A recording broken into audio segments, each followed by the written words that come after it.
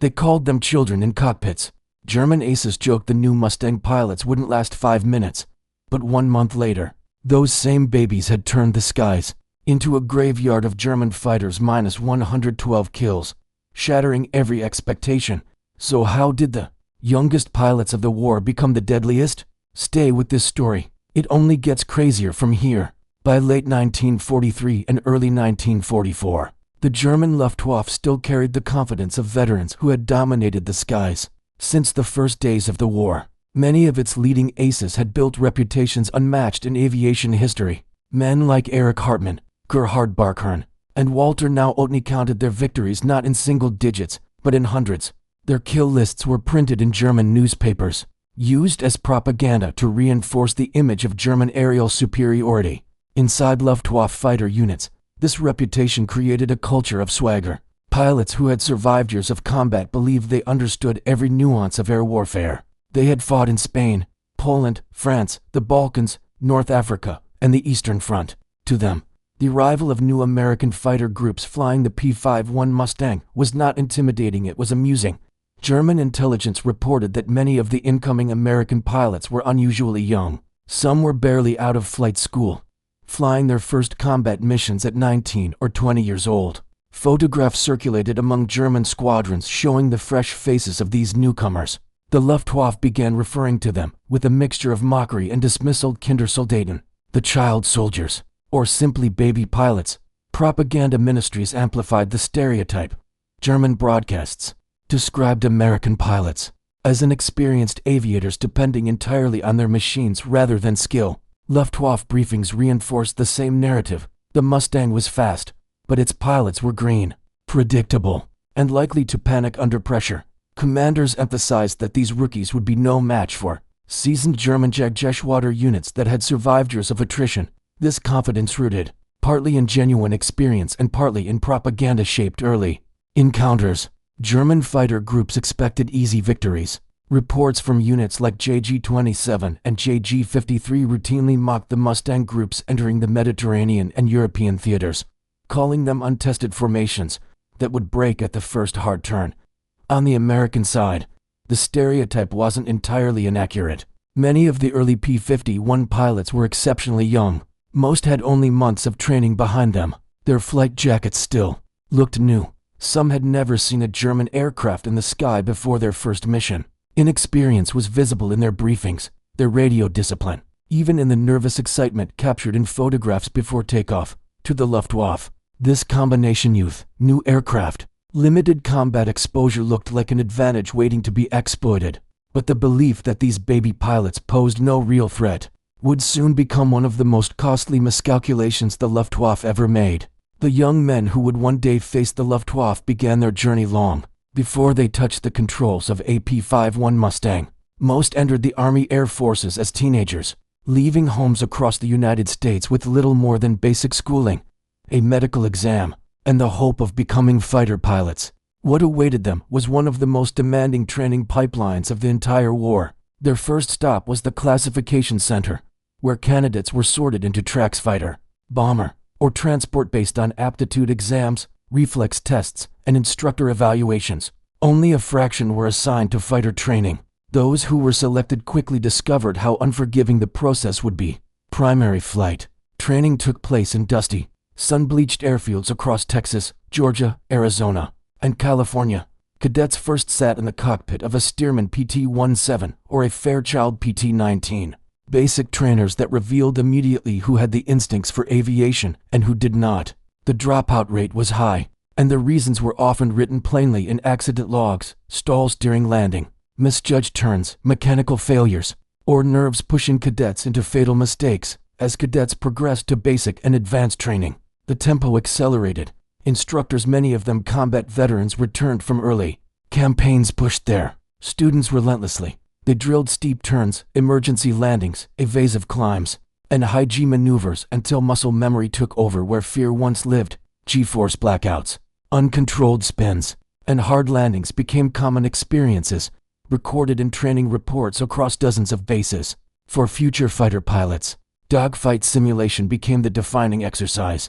In AT-6 Texans and P-40 Warhawks, Cadets learned the fundamentals of air combat, energy management, deflection shooting, and the split-second decisions that determine survival.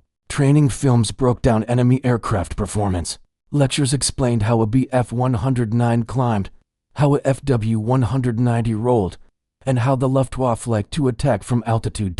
Just as important as the physical training was the psychological weight that came with it. Every cadet knew the statistics. Aircraft losses in training were severe. More than 13,000 pilots died in stateside accidents during the war. The harsh reality was that a cadet could master every maneuver and still lose his life before ever reaching a combat zone. This awareness shaped their discipline. It made the training fields places of both ambition and quiet fear. Yet by the time the best of them graduated to operational training units, a transformation had taken place. The wide-eyed teenagers who had first stepped onto the parade grounds had become skilled aviators capable of handling some of the most advanced aircraft in the world. They weren't seasoned, but they were ready. When the young pilots reached their first operational units, they encountered an aircraft unlike anything they had flown before. The P-51 Mustang was the product of rapid wartime innovation, a machine that blended American manufacturing with British aerodynamic design and, eventually, a Rolls-Royce Merlin engine that transformed its capabilities. Its laminar flow wing reduced drag and gave the Mustang exceptional high-speed performance. With the Merlin engine, it could climb faster, fly higher, and maintain power at altitudes where other fighters struggled. Its range over 1,500 miles with drop tanks made it the first Allied fighter, able to escort bombers deep into Germany and still engage enemy aircraft on the return flight.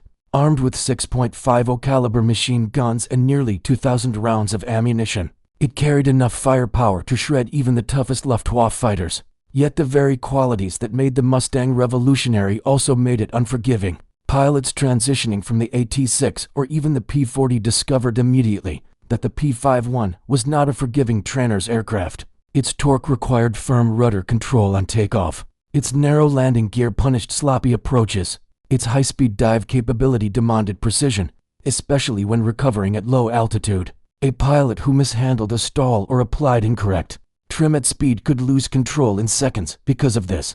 Many early assessments argued that the Mustang required experienced hands. Engineers, test pilots, and commanders noted that it performed best when flown aggressively but smoothly, exploiting its speed and altitude advantages. Veterans returning from North Africa and Europe believed rookies would struggle to master its full potential under combat pressure. Across the front lines, German pilots also formed early impressions. They respected the Mustang's speed and attack range, but assumed its pilots lacked the combat hours needed to extract everything the fighter offered. Meanwhile, Germany fielded the Bf-109G, the Fw-190A, and by 1944, the emerging Me-260 jet aircraft flown by men with years of experience in high-intensity combat. This contrast set the stage for a critical tension. On one side stood a machine capable of changing the direction of the air war. On the other stood young, largely untested pilots who had never faced an enemy fighter. The question remained, could inexperience harness one of the most advanced aircraft of the war? The first major test came on a morning that began like countless others. The airfields across Italy were quiet, engines cold, the routine hum of maintenance work echoing through dispersal areas. Pilots moved through their pre-flight rituals with the restless energy of men preparing for another escort mission into hostile airspace.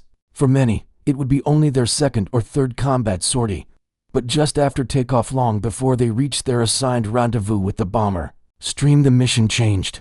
Radar stations along the coast reported a fast-moving Luftwaffe formation forming over northern Italy, likely from Jagdgeschwader units accustomed to ambushing Allied bombers at altitude. Ground controllers relayed warnings to the fighter groups already airborne. The message was clear: German fighters were closing in the cockpits of the P-51s. The atmosphere shifted instantly. These were rookies, men with only weeks of operational flying behind them. Many had yet to see a German aircraft up close. Now, climbing toward the threat, every pilot knew he was seconds away from facing the same Luftwaffe aces he had studied in training films, pilots with dozens, sometimes hundreds, of victories to their names. The Mustangs climbed through thin, cold air as contrails began forming behind their wings. Radio discipline tightened. Then, at 24,000 feet, the first shadow appeared, an FW-190 slicing across contrails at high speed. Moments later, more shapes emerged. The Luftwaffe had arrived in force. The initial moments were chaotic. German fighters dove from superior altitude, a tactic honed over years of combat. Several Mustangs broke formation to avoid the slashing attack. Others tightened their turns, trying to maintain visual contact in a sky quickly filling with spirals of vapor trails and flashes of gunfire. For the rookies, the fear was real. Training could prepare them for maneuvers and procedures, but nothing fully replicated the shock of a veteran German ace diving at 500 miles per hour, firing 20mm cannon shells. Yet as the initial confusion settled, something unexpected happened. The Mustangs regrouped precisely, instinctively, and as a unit, the discipline drilled into them during months of training took over. Instead of scattering or diving away, the young pilots formed defensive elements, covering each other's blind spots, executing the very tactics they had practiced repeatedly in stateside skies. When a Bf-109 attempted to climb away after its attack run, two Mustangs moved in perfect coordination. One forced the German pilot into a tightening turn, the other positioned for a clean deflection shot. Seconds later, the 109 spiraled downward, trailing smoke. Elsewhere in the fight, another pair of Mustangs drove off an FW-190 that had singled out a lagging aircraft. The American pilot countered with a high-speed climbing turn, catching the German off guard. A burst of .50 caliber fire shredded the wing root of the FW-190, sending it into a losing dive. Within minutes, the Luftwaffe attack, expected to be a routine engagement against inexperienced opponents, had been blunted. Several German fighters were shot down. Others disengaged after realizing their ambush had met coordinated and aggressive resistance from pilots they had underestimated. Word spread quickly across Allied and Axis channels alike. The Luftwaffe had expected an easy victory. Instead, the baby pilots had held formation, executed their training, and claimed their first kills in combat. This wasn't luck, it was the beginning. The weeks that followed the first engagement marked one of the most dramatic shifts in the air war over Europe. What had begun as scattered encounters quickly escalated into a relentless series of clashes between American Mustang groups and a Luftwaffe fighting desperately to maintain control of its own skies. For the young American pilots, this period would become a trial by fire, one that transformed them from untested rookies into one of the most lethal forces in the air. German attacks increased almost immediately. Reconnaissance photos and intercepted communications revealed that several Jagdgeschwader units were being repositioned to challenge the expanding range of Allied bombers now escorted deep into Central Europe. The Luftwaffe understood that the Mustang, if left unchecked, threatened the last advantage Germany possessed, its defensive fighter force, so they responded with scale launching larger, tighter formations designed to overwhelm the new escorts before they could protect the bomber streams. The first week became a series of constant interceptions. German fighters Bf-109 gigaseconds and FW-190 as attacked in waves, diving from altitude as they had done successfully for years. But each day, the Mustangs adapted. What began as frantic defensive turning fights evolved into coordinated counterattacks. The Americans learned to anticipate German dive angles, to break formation only when necessary, and to rejoin quickly after evasive maneuvers. Their training, once theoretical, was now grounded in experience. By the second week, a pattern had emerged. The Mustangs began meeting the Germans not as scattered individuals, but as synchronized pairs and flights. Wingmen stayed glued to their leaders. Leaders maintained altitude discipline. The radio grew quieter as pilots relied more on instinctive teamwork built through daily sorties. German pilots, accustomed to exploiting disorganized opponents, found themselves facing coordinated resistance from men they had once ridiculed. The first ace of the group emerged during this period, a pilot who reached 5 confirmed victories in rapid succession. His combat reports, preserved in squadron archives, described encounters conducted with increasing confidence, energy advantages maintained, firing solutions executed with precision, enemy fighters forced into mistakes. His success became a symbol of a larger transformation spreading across the group. Inside the cockpits, disbelief crept into the radio traffic from both sides. American bomber crews, long accustomed to watching escort fighters scatter under pressure, now reported Mustangs pursuing German attackers aggressively, sometimes driving entire formations away from the bombers before the Luftwaffe could fire a shot. German pilots, in turn, recorded growing frustration. Losses mounted. Unit diaries captured the exhaustion of repeated failed attempts to break through the escorts. By week 3, morale among Luftwaffe squadrons had begun to fracture. The once dominant fighter force faced shortages of fuel, parts, and experienced pilots. Many of the aces who had built the Luftwaffe's reputation were now dead, missing, or grounded from fatigue. Replacement. Pilots entered combat with only minimal training, often the same disadvantage, once attributed to the Americans, and each day, they faced Mustang groups growing deadlier with every sortie. The combat intensity peaked in the 4th week. Several engagements became full-scale battles involving dozens of aircraft on each side. In one encounter, an entire German formation tasked with intercepting a bomber wing broke apart under coordinated Mustang attacks. American pilots executed slashing maneuvers that separated German elements, then isolated stragglers one by one. Squadron summaries described the scene as systematic disassembly of an enemy force. Once feared across Europe, loss reports confirmed the scale of the collapse. Within a single month, the Mustang groups claimed 112 confirmed aerial victories, an extraordinary number validated through gun camera footage, ground observers, and bomber crew testimonies. For the Luftwaffe, it represented one of the sharpest single-month declines in fighter strength in the late war period. For the Americans, it marked the moment the balance of power in the sky shifted irreversibly. The transformation was complete. German confidence, once fueled by years of dominance, eroded under the weight of losses they could no longer replace. The rookies, dismissed as baby pilots, had become predators, and the month that began with doubt ended with a kill record that broke the Luftwaffe's back. Behind the growing list of victories, the young Mustang pilots carried burdens few civilians their age could understand. Most were barely out of adolescence, 19, 20, sometimes 21 years old, yet each mission required decisions that meant life or death, often within seconds. Their letters home, preserved in archives and family collections, reveal a mixture of pride, fear, and quiet uncertainty beneath the public image of rising aces. Many wrote openly about the strain of combat. Pilots described trembling hands after missions, engines still cooling when the reality of what they had done began to settle in. Others admitted the unsettling contrast between the intensity of aerial combat and the calm moments afterward, when they returned to the operations room and had to list the aircraft they had downed. The language was clinical: altitude, angle, burst duration, but the emotional cost rarely appeared in the official paperwork. Some struggled with guilt. They knew the German pilots they fought were often young men like themselves, sometimes even younger. Reports from chaplains attached to fighter groups noted recurring conversations about the shock of seeing parachutes open beneath burning aircraft, or the silence that followed after watching a target fall without escape. These moments weighed heavily on pilots who had only recently left high school or university. Yet there was also pride, measured, restrained, but genuine. They understood the strategic value of their victories. Every German fighter they destroyed meant one less threat to the bomber crews, flying deep into enemy territory. Many pilots wrote home emphasizing their responsibility, not their heroism.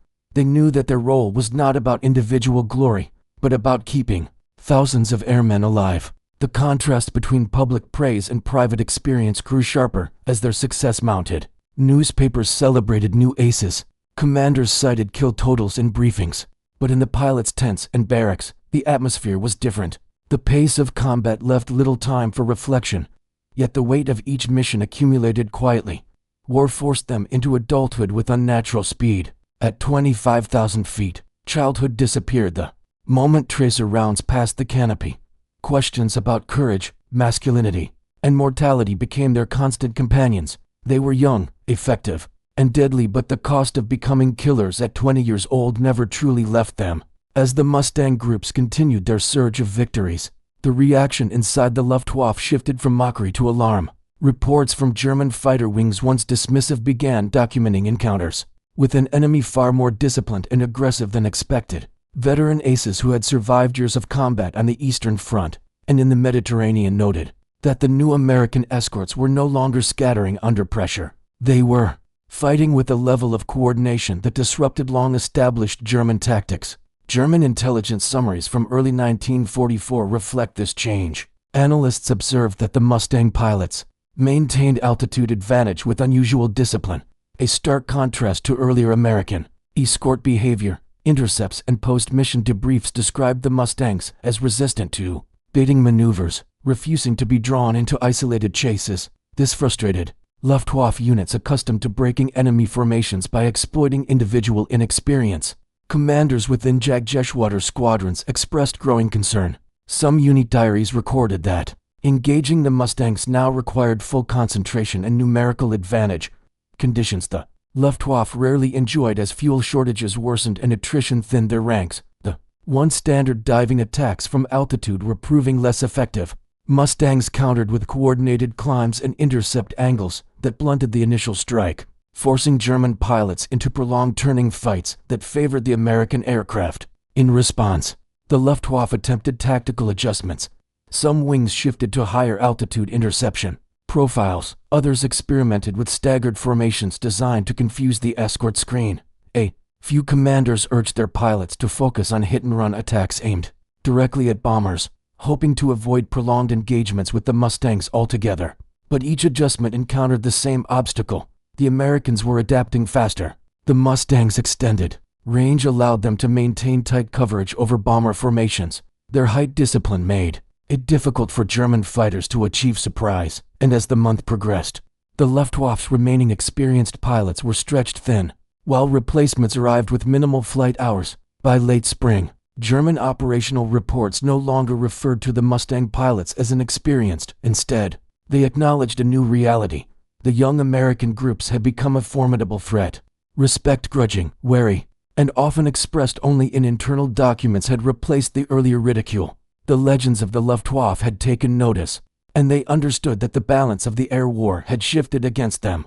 The month that transformed a group of young American pilots into one of the most feared forces in the sky left a lasting mark, far beyond its immediate victories. What began as an experiment testing whether inexperienced pilots could master the P-51 Mustang became a turning point in the doctrine of air combat.